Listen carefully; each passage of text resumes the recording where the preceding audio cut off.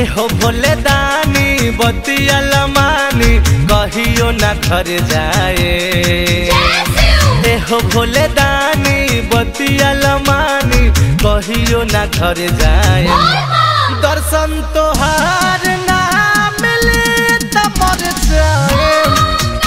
सुनी बाबा आशीर्वाद ना मिले त मर जाए। बोल बम बोल बम बोल बम कर्पूर गौरम कर्णम सारम सदम सारम सदा सदम ज्ञान विजय भवम भवामी से नमामि।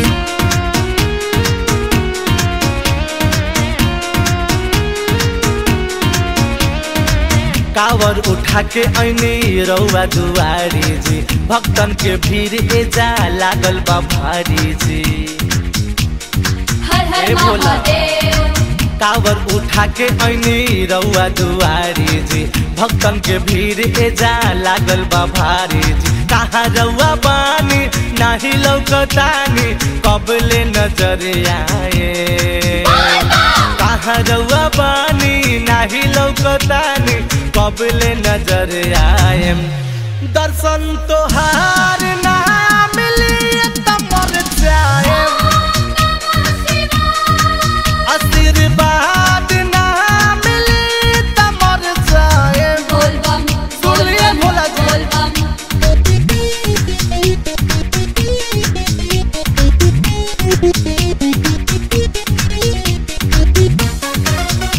बम बम जैसे हो बम बम जैसे हो। हर साल सावन में देवघर आइले पाकिर न कबोराउर दर्शन पाइले। ए भोला जी अब की दर्शन दे दी।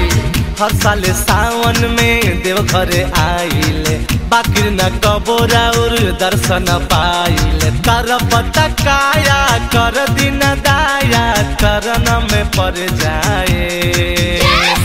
कर पता काया कर दिन दाया चरण में पड़ जाए। दर्शन तोहार ना मिले त मर जाए। ए बाबा आशीर्वाद ना मिले त मर जाए। बोल बम साचा को कहतनी भोले बाबा।